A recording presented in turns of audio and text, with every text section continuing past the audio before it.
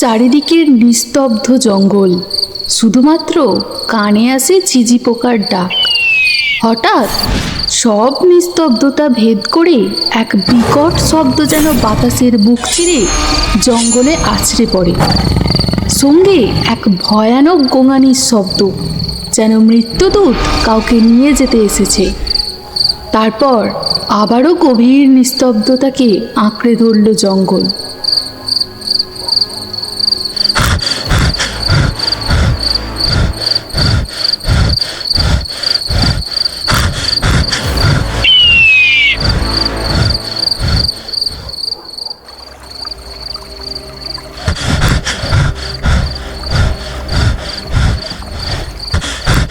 কলুকে দেখা যাচ্ছে না, কিছুক্ষণ আগেই তো ছিল, এখন গেল কোথায়? আরে, জঙ্গলের ওই দিকটায় একটা বিকট শব্দ হলো না? গভীর রাতে এমন শব্দ হওয়ার কথা নয়। তবে কি? কলু তো ওই দিকেই গেল, ওর কোনো বিপদ টিপদ হলো না তো? একথা শুনে হায়নাটির শরীর গরম হয়ে যায়। এক অজানা আন্দাজ ভয় যেন তার শিরা উপশিরা দিয়ে ছুটে চলেছে। তারা দুজনে ভীত পায়ে অজানা শব্দের দিকে এগিয়ে যায়।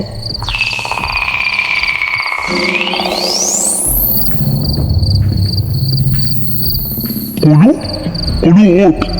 এই তো আমাদের সঙ্গে ছিলি, তুই। কি থেকে যে কি হয়ে গেল?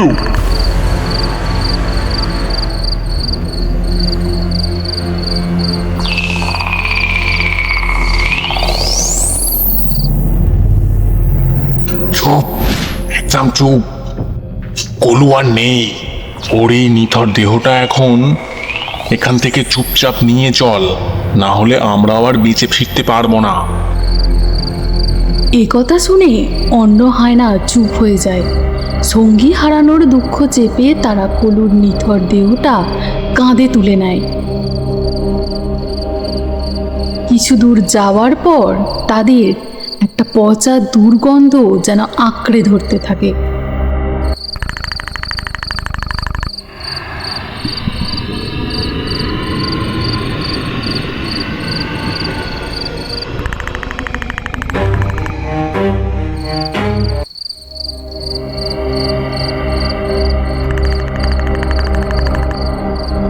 এটা কিসের গন্ধ? কি ভীষণ পচা! তো দুর্গন্ধ, এ তো মাংস পচার মতো দুর্গন্ধ। কি বিশ্রী গন্ধ পাচ্ছি একটা। হ্যাঁ, এমন গন্ধ আমিও পাচ্ছি। এমন অদ্ভুত গন্ধ তো আগে কখনো পাইনি। যাই হোক, এখন নতুন বিপদ আসার আগে পা চালা। ডেরায় পৌঁছাতে আর বেশি বাকি নেই। আরে কুটু, ওইটা কি? আরে, এ তো বাঘ। ওর চোখ দুটো আগুনের ভাটার মতো যেন। আর সারা শরীর থেকে রক্ত কেন ঝরছে? কি ভয়ঙ্কর! এমন বাঘ আগে কোনোদিন দেখিনি তো। বাঘটি ধীরে ধীরে এগিয়ে আসতে থাকে। বিপদ বুঝে তারা দুজনে ছুটতে থাকে। দুজনে দুদিকে দৌড়াতে শুরু করে, কিন্তু শেষ রক্ষা আর হলো না। একবার বিকট শব্দ, ভয়ানক গোঙানির আওয়াজ, তারপর আবার নিস্তব্ধ।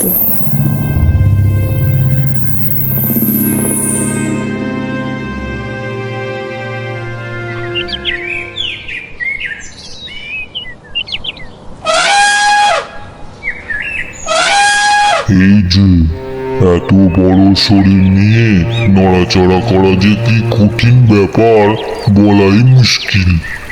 দেখি, একটু জঙ্গলটা ঘুরে আসি। দেখি হরিণটা কোথায় ওর শিং দিয়ে আমার পিঠটা একটু চুলকে দিতে হলো। তোরা যে যা বলিস ভাই, আমার সোনার হরিণ চাই। তোরা যে যা বলিস ভাই, আমার সোনার হরিণ চাই।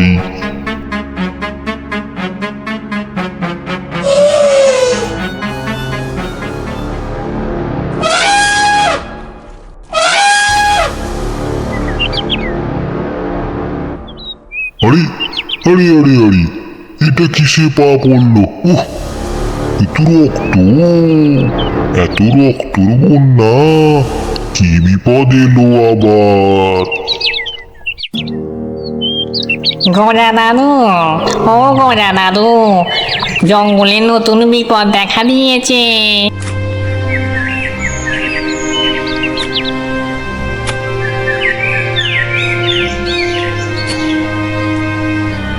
জানো, কাল রাতে ভয়ঙ্কর কে যেন নির্মম ভাবে ওর 3টে হায়নাকে মেরে ফেলেছে। চারিদিকে শুধু রক্ত আর রক্ত। সে কি? এই রক্ত তাহলে ওই মৃত হায়নাদের? হে ভগবান, আবার কি নতুন বিপদ হলো? দাদু, চলো মহারাজের কাছে যাই, তিনি যদি কিছু জেনে থাকেন। হ্যাঁ, তাই চল চল, আমি যাওয়ার পথে সবাইকেই ডেকে নিয়ে যাচ্ছি, আর তুই বাকিদের খবর দে। এই বলে হাতি আর বানর চলে যায়। অন্যদিকে সিংহ চিন্তিত। সে জঙ্গলের রাজা, সব খবর পেয়াদারা তাকে আগে থেকেই দিয়ে রাখে।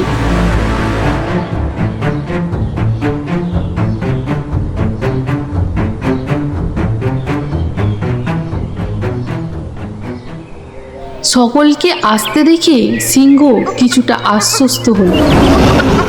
আমি সকলকে ডেকে পাঠাবো ভেবেছিলাম, তোমরা যে নিজে থেকে এসেছো এতে আমি অনেক খুশি হয়েছি।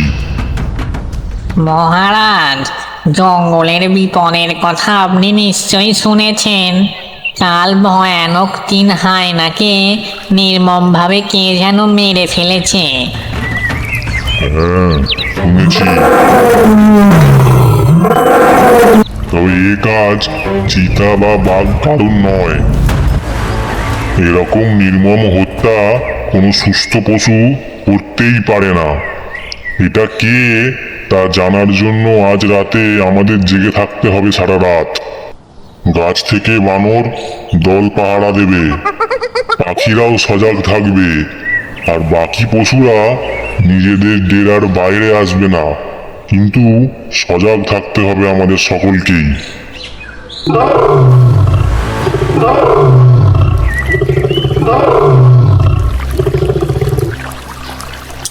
ঠিক আছে মহারাজ, চিন্তার কোনো প্রয়োজন নেই। আমরা সকলেই আপনার নির্দেশ মেনে আজ রাত জাগব। সকলেই যে যার ঘরে চলে যায়। সবাই ভীত, আতঙ্কিত, কিন্তু সকলেই সজাগ। অবশেষে রাত নামলো। সবাই যে যার কাজ করে নিজেদের ঘরের ভিতর রয়েছে।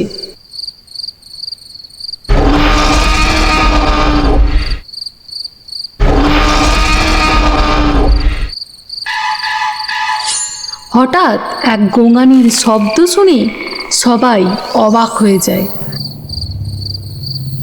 মা, এবার এটা কিসের আওয়াজ? মা, এটা কিসের আওয়াজ? এমন পশুর গর্জন তো আগে কোনোদিন শুনিনি।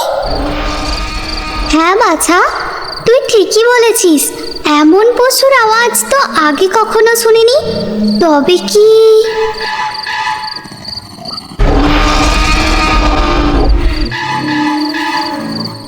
এ কি? এ আওয়াজ এখানে কিভাবে আসছে? এ আওয়াজ আসার কথা নয়। তবে কি যা হওয়ার দরকার ছিল না তাই হয়েছে? এ কি? এই গোঙানির শব্দ কেন? এ তো অসম্ভব। আমাদের বাঘেদের সৎ কাজ খুব শ্রদ্ধার সঙ্গেই পালন করা হয়। তবে এ শব্দ কেমন করে আসছে? বিপদ অন্যরকম দেখছি।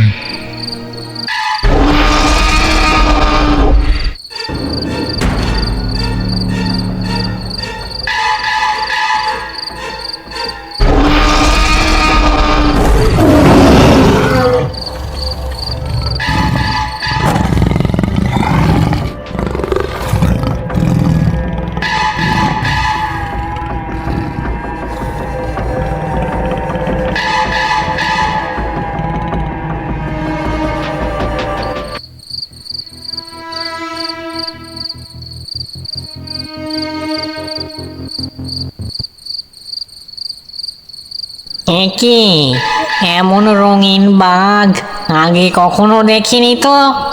আরে এর চোখ যেন কেমন গাঢ় লাল, আর সারা শরীর দিয়ে রক্ত বের হচ্ছে।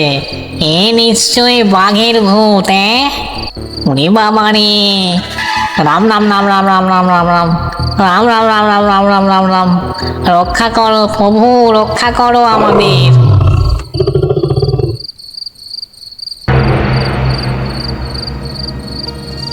সেই সময় সামনের দিকে এক সজারু যাচ্ছিল। বাঘ নির্ভয়ে তাকে ধরে ছিঁড়ে ফেলে।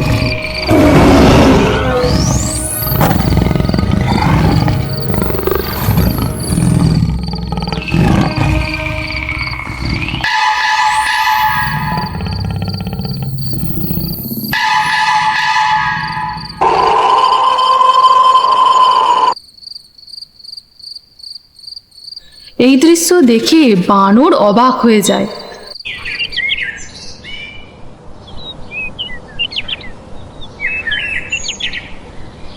পরদিন সকালে সে সব ঘটনা খুলে বলে সিংহের সভায়। সকলেই অবাক হয়ে যায়। আমাদের সকল বাঘকেই খুব যত্ন সহকারে শেষকৃত্য করা হয়। তাদের আত্মার শান্তি কামনাও করা হয়। তবে আমার মনে হয় কোনো বাঘ হঠাৎ মারা গিয়েছে এবং তার ক্রিয়াকর্ম বাকি আছে। তাই আমাদের একবার জঙ্গলে ঘুরে দেখা দরকার। বাঘের কথায় সকলেই সহমত জানালো। তারা সকলে জঙ্গলে খোঁজ শুরু করলো।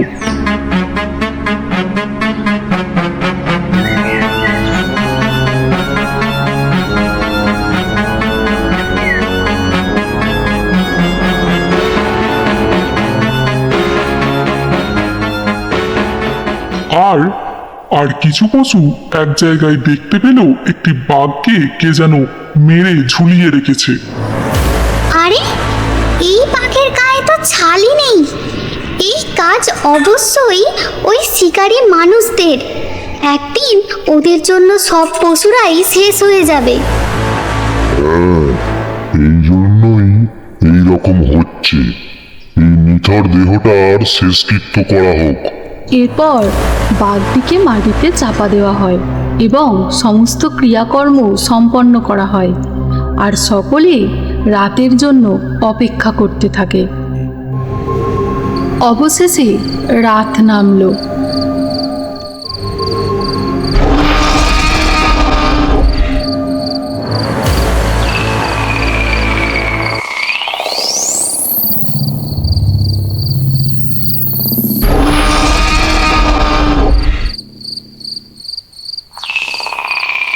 গোমানির শব্দ শোনা যাচ্ছে।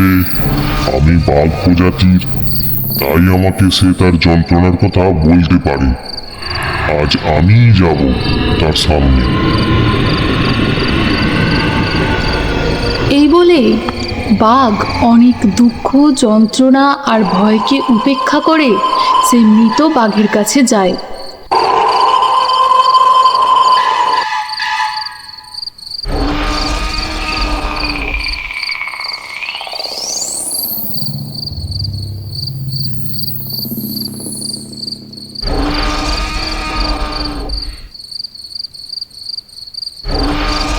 তাকে দেখে ভূতবাঘ একটু ঠান্ডা হয়, যেন সে কিছু বলতে চায়।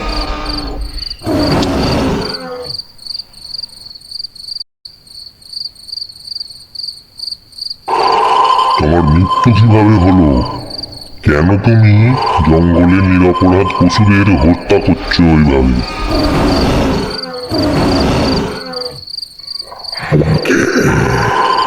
আমি মানুষ গলা মেরে আমার শরীর থেকে ছাল খুলে নিয়েছে।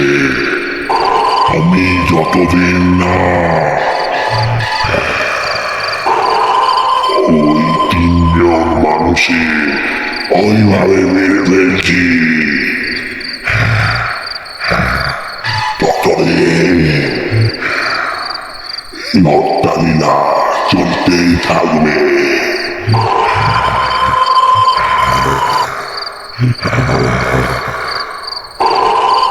এই বলে ভূতবাঘ অদৃশ্য হয়ে যায়।